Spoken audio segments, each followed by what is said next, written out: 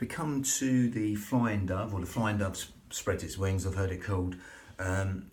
It's a really nice traditional qigong exercise that opens out the chest. Anything that opens out the chest is good because we spend a lot of time compressed against gravity.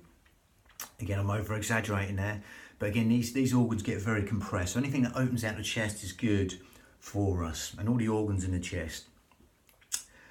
This one is the 13th of the 18 form qigong sequence, but again, I've done the 8 brocades at the beginning, then added this on, 18 form qigong sequence, then another 9 Himalayan, 9 form that I learnt in the Himalayas. So basically it's like 35 moves, 3 forms stuck together, okay? So this is the 13th of the 18 form qigong sequence, 8 brocades at the beginning.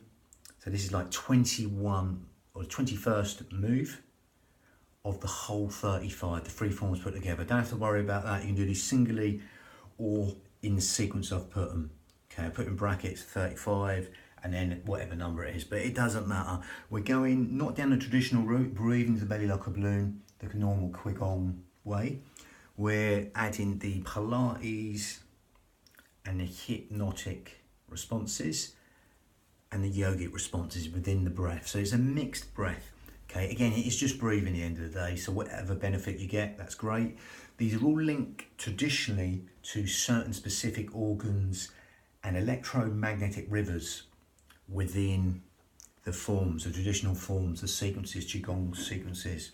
Okay, move that out of the way. So this, as with all opening up the chest ones, is common sense. It's going to get every single organ, cell, sinew of the body, but it will specifically get the heart, the lungs, the pericardium, the heart lining, because we're opening out the chest and all the organs in the chest.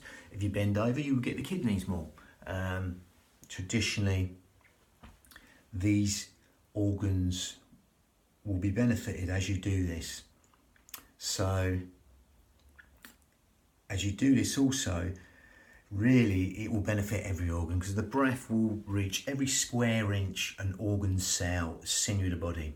Okay, so don't get too caught up. If you want to focus on an organ though, feel free to do that. Any sort of problems, you're like, oh, right, I'm going to focus on this organ, do it. Nothing's set in stone. Again, even though they're set in the traditional ways, you know, even they vary from person to person. So it tells you, you know, if you want to focus on an organ or something you want to benefit in the body, a problem area, then do that. Okay, and really put your mind on that. If you just want to do it, I would suggest do it and just feel the benefits of it. And be safe in the knowledge that pretty much every organ, cell, sinew of the body will benefit because the breath will reach every single organ, cell, sinew of the body. Okay, so again, I digress there. I'm going to go straight in with the breathing. So, zip up pelvic floor, scoop out your abdominals. The only way to explain your pelvic floor, if you want to go to the toilet and you want to stop yourself going, that's your pelvic floor, okay, in short. That will link onto our corset muscle, our powerhouse, our girdle strength, 3 layers deep, just all segmentally stabilising the spine. So again, the Pilates way of telling this, get the thumbs, hips, and you'll see you run and meet here. This is like the B line, bikini line, belt line, whatever you want to call it. So if you do that, if you cough like that, you will feel from that area where the pelvic floor ends, everything come in. So that links onto our corset. They go together, their muscles.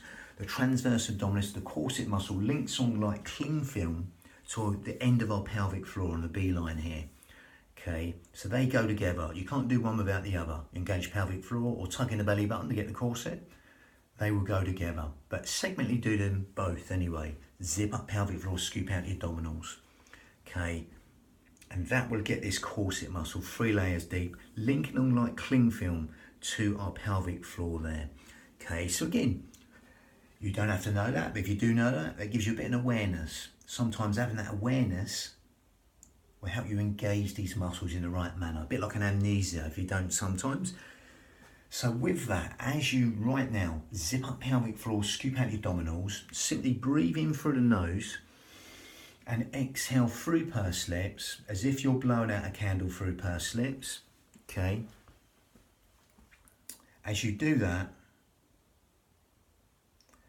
just simply feel that breath going in low and deep to these lower lobes of lungs. You want to see where that is? Get the two middle fingers touching underneath the breastbones as you zip up pelvic floor and scoop out your abdominals.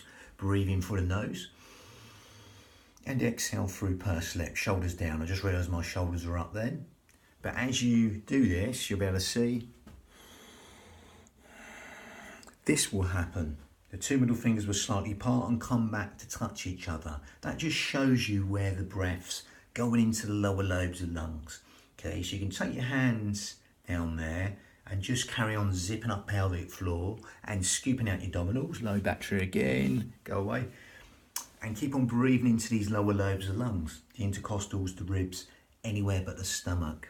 As though someone's opening an umbrella inside your rib cage and letting go, or someone's just pushing out inside your ribs and letting go. Okay, because there's nowhere else the breath to go, and that will help us use the pelvic floor and the corset in the right manner. As you do that right now, that lateral thoracic breathing, breathing in through the nose, exhaling through pursed lips, as you zip up pelvic floor and scoop out your abdominals, Pilates style. Now again we go a little bit more yoga style, we close the mouth. Same deal though, zip up and scoop out your abdominals, breathing in through the nose and out through the nose.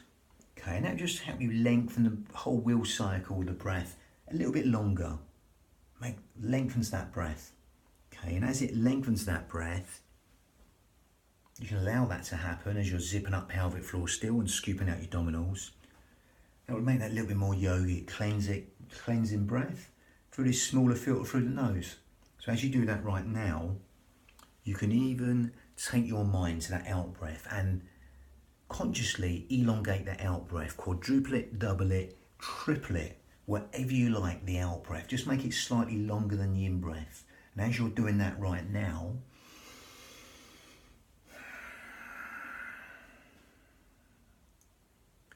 you'll feel them parasympathetic nervous system responses.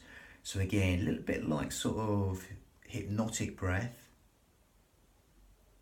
The in-breath's conscious thought, the out-breath is subconscious thought. So by extending the out-breath longer than the in-breath, we're just encouraging sleep, digestion, rest, and relaxation to all be benefited by elongating the out-breath longer than the in-breath. Okay. Even cellular communication's improved. Lovely. On a cellular level, as you elongate the out-breath longer than the in-breath, the housekeeping parts of the body are being benefited on a massive beneficial level. Okay, so safe in the knowledge of that, you can just carry on with that breath. That's good enough. If you want to take it on a little bit more advanced, if you can't get it, don't worry, just carry on doing this breath. If you want to take it on to a little bit more advanced yogic breath, then you can go to Ujjayi breath, victorious breath in Sanskrit. So to do that, we grip at the esophagus and we make a sort of sine whistling, silky, raspy sound as we're still zipping up pelvic floor and scooping out your abdominals. So again, it sounds like this. It's a shoulders stay down, and it's a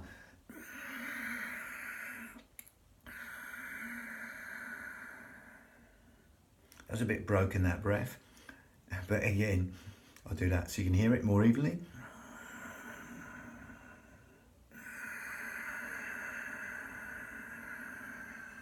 That soft, silky, whistling Ujjayi breath, seashore breathing. Now that gives the mind something to focus on. It's natural focusing breath you do in everyday life. Sometimes you're doing a fine motor skill like, a bit of DIY or threading the needle, etc. You'll use that sine breath, okay, naturally, but we're overemphasizing it. That gives the mind something to focus on within the breathing, okay. But if you can't get that, don't worry, just carry on breathing into these lower lobes of lungs. That's nearly sort of Ashtanga yoga breath, not quite, okay. If you can get that raspy sound from the back of the throat and get the Ujjayi breath, that'll help us build the heat within the body, help us fan the fire to burn all the toxins in the body, help us stimulate the thyroid gland, which helps us weight control, etc. Otherwise, just carry on breathing into them lower lobes of lungs as you're zipping up pelvic floor, scooping out your abdominals, taking the navel towards the spine. So in Vinyasa, breath synchronized movement in Sanskrit, we're going to link that now, okay, to the flying dove. Again, it's the same deal. The next one's the same. Imagine this is the heel here, the foot. The toe can come up and back down each time. I'm going to demonstrate that, but it's a bit far away. You can do that. Any trouble with the knee, you can keep the foot flat on the floor, which I'll demonstrate. Okay, you can go as deep as you like, or you can snap as high as you like if you've got any sort of back problems. Again, make this unique to you, with the speed and the tempo and the modifications we give. Okay, see what suits you. Nothing set in stone, like I say. Okay, and it's just movement. So from here, I'm going to calibrate and synchronize and integrate that with the movement. I'm going to go back. The flying dove. It's just like this. Hands are just moving like seaweed on the bottom seabed. And then again from here, we're coming back and going forwards. Again, the foot's coming up and back. Breathing in whenever you like and exhaling for as long as you like. If you want to go deeper, go deeper. You keep that foot on the floor, feel free. Otherwise, you go deep as you like to relax and let go. Get that stretch on the hamstrings, the glutes, the buttocks, shoulders down. Exhale. As you zip up pelvic floor and sweep out your abdominals, thinking tiny waist. Exhale for as long as you like. Again, like I say, keep that foot on the floor or not. Again, I'm going to open your arms out a little bit wider, a bit short in space here. You can do that. So you're breathing in and exhaling, rolling forwards. It sounds like this.